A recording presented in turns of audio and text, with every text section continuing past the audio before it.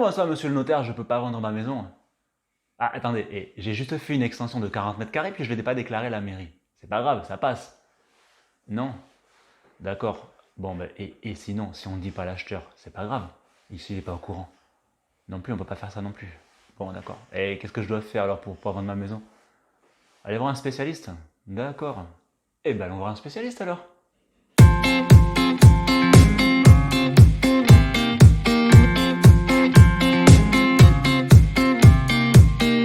Salut, c'est Jonathan, ton conseiller immobilier. Bienvenue dans cette nouvelle vidéo à la rencontre des professionnels du Nord-Gironde qui se démarquent par la qualité de leur service. Aujourd'hui, je suis avec Farouk. Farouk, il est architecte à Saint-André de Cubzac. Tu vas bien? Très bien, merci. La forme. Farouk, il est architecte à Saint-André de Cubzac. Du coup, il a monté la société Métrogramme Architecture. Il va nous parler des missions et du rôle de l'architecte dans la construction. Il va nous parler du permis de construire, de la déclaration préalable, un petit peu de tous les documents nécessaires quand vous voulez faire un projet de construction, d'agrandissement. Il va nous dire aussi qu'est-ce que vous risquez si vous faites mal vos déclarations administratives. Parce qu'effectivement, on le voit souvent dans une vente, des vendeurs qui font pas très bien leur démarche. Alors du coup, quand on vend pas, c'est pas très grave, mais quand on vend, au mieux, ça peut bloquer la vente, et puis ça peut aller bien plus loin, il me semble. Oui, tout à fait. On peut avoir des soucis si la mairie ou quelqu'un d'autre dénonce un peu le projet qui a été construit. Donc, il y a un petit risque. Un petit risque, ouais. Donc on va décortiquer tout ça dans cette vidéo. Mais avant de démarrer, comme d'habitude, tu vas trouver deux liens dans la description de la vidéo. Que tu aies un projet sur le Nord-Gironde d'achat ou de vente, tu cliques dessus. En plus, tu pourras télécharger plein de documents totalement gratuits pour t'aider dans ta transaction immobilière. Tu vas trouver un lien aussi si tu as besoin d'un avis de valeur sur le secteur. Je me déplace gratuitement. Ça me fait plaisir. Alors Farouk, est-ce que tu pourrais expliquer aux abonnés de la chaîne qui es-tu et que fais-tu à Saint-André? Alors, moi, je suis architecte, architecte des PLG, et je suis installé à Saint-André depuis un bout de temps, enfin une dizaine d'années à peu près. Donc, Ouais. et donc voilà, j'exerce sur Saint-André puis un peu la Gironde. Ouais. Tout le Nord-Gironde, toute la Gironde? Oui, toute la Gironde, même un peu en dehors. Un peu en dehors. Jusqu'au Maroc d'ailleurs. Ah ouais? Ah, c'est vrai que j'ai vu que tu avais un cabinet d'architecture au Maroc. Oui, tout à fait. Ouais. Ouais. D'accord. Et quel est, alors voilà, ça paraît bête, un architecte, tout le monde sait plus ou moins ce que c'est un architecte, mais est-ce que tu peux expliquer quelles sont les missions d'un architecte? Quel est le type de demande que tu peux avoir en fait? L'architecte, il sert à concevoir un bâtiment un peu de A à Z, c'est-à-dire concevoir un bâtiment avec tous les tenants et les aboutissants. Alors ça peut être aussi bien avec des maisons que des grands bâtiments, des écoles, industriels, tout ce qui se construit. Voilà. L'idée, c'est de concevoir correctement le bâtiment et de le réaliser. D'accord, donc tu as un rôle vraiment sur l'architecture du bâtiment, donc conception de plans. De l'architecture, des plans, des façades, des coupes, et puis de son fonctionnement à tout point de vue, son fonctionnement pour l'utiliser, son fonctionnement technique, et puis voilà. Thermique éventuellement. Thermique, exactement. Et puis bon, il y a des questions, par exemple pour comment on appelle ça, l'environnement. Aujourd'hui, les bâtiments sont très performants environnementalement parlant. D'accord. L'architecte sert un peu à tout ça. Et donc ça, c'est la partie bâtiment architecture pure. Mais est-ce que tu n'as pas un rôle au niveau aussi urbanisme, avec tout ce qui est PLU, avec la commune? Parce que du coup, toutes ces démarches-là, elles servent à quoi les démarches d'urbanisme? Alors oui, nous dans notre travail, c'est une partie de notre travail de mettre en conformité le bâtiment que l'on conçoit avec les règles d'urbanisme. Alors les règles d'urbanisme, elles servent un petit peu, c'est l'outil pour les politiques pour aménager le territoire. Et ça donne les règles de vivre ensemble dans la ville. Donc on donne des règles avec le PLU. Donc alors toutes les communes n'ont pas un PLU, mais la plupart des grandes villes ont un PLU qui sert de règles d'aménagement des terrains. Parce qu'il me semble que sinon il y aurait des constructions un peu partout, des constructions bleues, des façades roses. Voilà, mais surtout on a tendance à beaucoup vouloir construire sur un terrain, donc on peut essayer de faire. On pourrait avoir des tours sur un tout petit terrain, par exemple. C'est vrai, un gratte-ciel. On limite, ça permet de limiter, de faire des retraits. Ça permet aussi de décider si, par exemple, à tel endroit, on veut plutôt avoir une rue fermée ou plutôt des constructions ouvertes, plus basses. Ouais, c'est vraiment tout l'aménagement du territoire sur le plan local. Parce qu'après, il y a d'autres documents d'urbanisme, il me semble, comme le RNU, comme Voilà, le SCOT. Voilà, le SCOT, c'est plus à l'échelle du territoire. Du territoire, Le RINIOM, c'est pour les communes qui n'ont pas de PLU. Et les cartes communales aussi, il me semble, des fois. Voilà, tout à Les fait. cartes communales. D'accord. Donc ouais, tu as vraiment un aspect vraiment sur la construction, mais aussi faire respecter les règles d'urbanisme en vigueur, en fait. Moi, je conçois le projet pour qu'il respecte tout à fait les règles d'urbanisme. Voilà, d'accord. Alors, un particulier qui a un projet de construction ou d'agrandissement, voilà, en gros, synthétiquement, quelles sont les démarches qu'il va devoir entreprendre juridiquement pour pas qu'il soit embêté par la suite? Alors, la première chose à faire, c'est de se renseigner. C'est donc trouver les informations pour savoir qu'est-ce qu'on peut faire ou ne pas faire sur le terrain qu'on veut construire. Le terrain ou le terrain avec une maison, parce que ça peut être le cas d'un agrandissement. Donc ça, c'est contenu dans le document d'urbanisme qui s'appelle le PLU quand on a un PLU.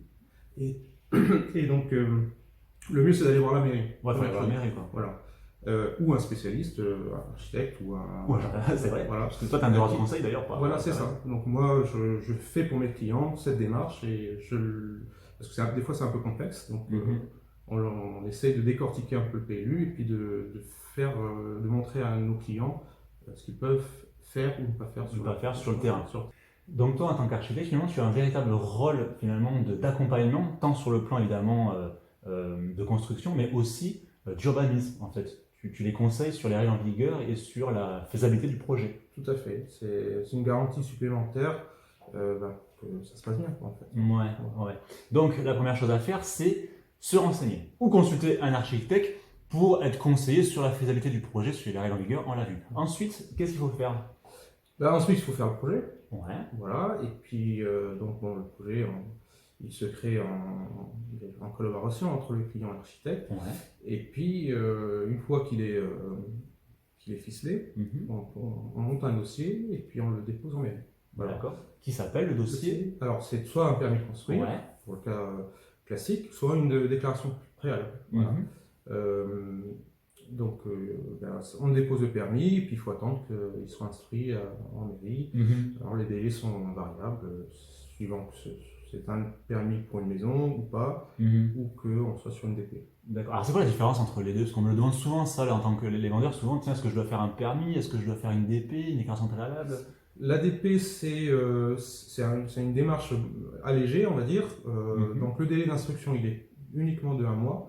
2 mois si on est dans un secteur architecte des bâtiments de France, par exemple. Ah oui, ça, voilà, il y a un mois supplémentaire. Et ça s'adresse à des petits projets. Donc, en fait, quand on est dans un secteur PLU, quand vous construisez, vous augmentez la surface de votre bâtiment d'une surface comprise entre 5 mètres carrés et 40 mètres carrés. Dans les communes qui n'ont pas de PLU, c'est entre 5 et 20 mètres carrés de construction supplémentaire. Pour la déclaration préalable. Pour la déclaration préalable. Au-delà, on passe sur le permis. Voilà. Les déclarations préalables, ça va aussi quand vous voulez modifier une façade, une clôture, des choses comme ça, des petites choses pas très... D'accord. Voilà. Pour résumer, en fait, la déclaration préalable, c'est pour les petits travaux, et le permis, c'est pour les travaux plus conséquents. D'accord. On va pas décortiquer dans la vidéo vraiment toutes les règles parce que ça sera trop long. Par contre, dans l'article de blog que vous avez dans le lien de la vidéo, je vous ai détaillé vraiment l'intégralité des constructions soumises à permis, soumises à déclaration préalable, ou exonérées finalement de démarches, parce qu'il y en a aussi.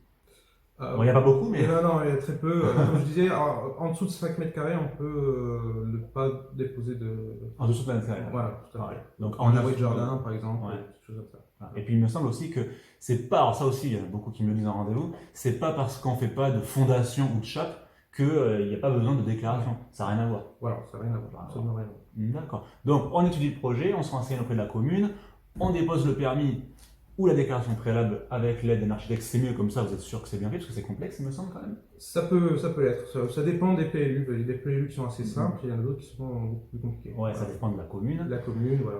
Après, il me semble qu'il y a des règles d'affichage aussi. Tout à fait. Alors ça, dès qu'on a son permis de construire, qu'on l'a obtenu, on a l'obligation d'afficher un panneau de permis de construire, ça s'appelle un panneau, y compris pour la déclaration préalable d'ailleurs. Oui. Et ça doit être visible sur l'espace public, sur le terrain qui est l'objet du permis de construire, et ça doit être fait le plus vite possible parce que en fait le délai, si vous voulez, il y a un délai de recours des tiers, ce qu'on appelle le recours des tiers, c'est vrai. qui en principe ne démarre qu'à partir de l'affichage du permis de construire. Voilà. D'accord. À savoir que également la mairie affiche en mairie les permis qui ont été accordés. Voilà. J'ai jamais compris moi pourquoi les tiers qui n'avaient finalement rien à voir au projet pouvaient s'opposer au... Ben parce que ça peut être un dommage pour eux, puis pour voilà. Par exemple, quelqu'un qui a construit à tout près de son voisin, alors qu'il n'en avait pas le droit, ça peut avoir des gênes pour la personne, des vis-à-vis, des choses comme ça. Voilà, c'est pour ça que c'est opposable au tiers. C'est opposable au tiers, d'accord. Donc moi, j'ai mon voisin qui construit, je peux lui dire non, tu construis pas, en gros. Voilà. Puis même, vous pouvez passer dans la rue puis voir une construction qui n'a pas lieu d'être. Ah ouais. Voilà. Alors que j'habite à 2 km. Voilà, tout à fait, n'importe où. D'accord. Et une fois que le projet du coup est terminé, une fois qu'on a étudié le projet, on a déclaré, la mairie nous autorise donc finalement à construire, personne ne s'est opposé aux travaux. Quelles sont les démarches à faire pour clore le projet? On le construit. Oui, donc, tant qu'à faire. Voilà. On finit les travaux et en fin de travaux, il faut faire une déclaration d'achèvement. Voilà. D'accord, une déclaration d'achèvement. Une déclaration qui vaut conformité, déclaration de conformité. D'accord, parce qu'il me semble que c'est sur du déclaratif, ça, la conformité. Oui, tout à fait.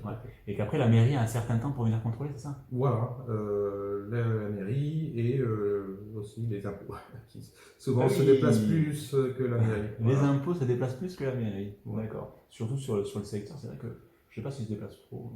Bah, ils vérifient si les mètres carrés correspondent à ce qu'on a. D'accord. Et je crois qu'on a fait le tour, parce qu'on a vu le permis de construire, la déclaration préalable, la déclaration d'achèvement des travaux qui est à faire.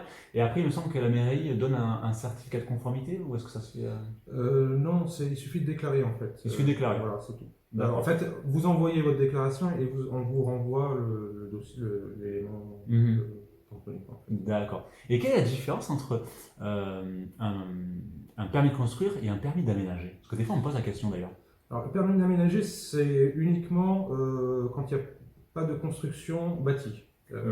Voilà, donc c'est pour aménager un terrain. La plupart du temps, c'est pour les lotissements. Donc, d'accord. Des gros projets. Voilà, où on fait de la voirie, on met des réseaux, on plante des arbres, on fait des espaces verts. Tout ça fait l'objet d'un projet qui est déposé en mairie. Voilà. D'accord. Et pour conclure, on va conclure sur une note positive. Qu'est-ce que le particulier risque s'il fait une déclaration, on va dire, illicite, qu'il n'a pas le droit de faire, ou qui ne déclare pas, comme là en ce moment d'ailleurs sur un projet, quels sont les risques pour le particulier en fait? Au pire, on va dire, au moins pire, il a le risque de devoir se mettre en conformité, donc faire une déclaration qui déclare ce qu'il a construit et puis régularisant. Une régularisation exactement. D'accord. Et ensuite, au pire, ça peut aller jusqu'à un procès et il y a des sanctions pénales. Donc voilà. Alors je ne sais pas si ça peut aller jusqu'à la prison, mais ça peut être grave. Voilà. De la démolition, des affaires d'amende. Oui, ça c'est l'aspect. Alors la démolition, ça peut être imposé par la mairie si elle gagne le procès effectivement, mais la prescription n'est pas la même. C'est-à-dire que vous avez une prescription pénale qui est de 6 ans et vous avez une prescription administrative qui est de 10 ans. Donc malgré tout, même si vous avez passé la prescription pénale, vous pouvez toujours être dans le risque de devoir soit reconstruire, démolir, soit construire en conformité.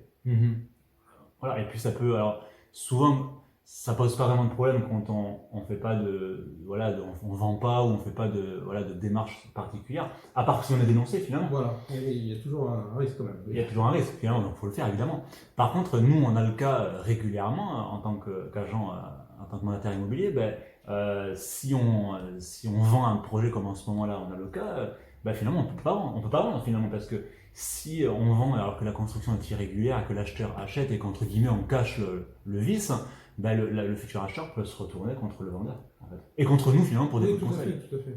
Voilà. Donc ça peut vraiment poser des problèmes quand on vend. Faut vraiment vendre avec un projet carré quoi. Voilà. Ça marche. Ben merci en tout cas Farouk. Il n'y a pas de quoi. Merci pour ces conseils super techniques. Vous allez avoir plein d'autres éléments dans l'article de blog. Évidemment, on va pas faire une vidéo d'1 heure parce que vous n'allez pas la regarder jusqu'au bout. Néanmoins, si vous avez aimé la vidéo, n'hésitez pas à la liker et à la partager. Et je vous dis à très bientôt sur le Nord Gironde. Ciao, ciao.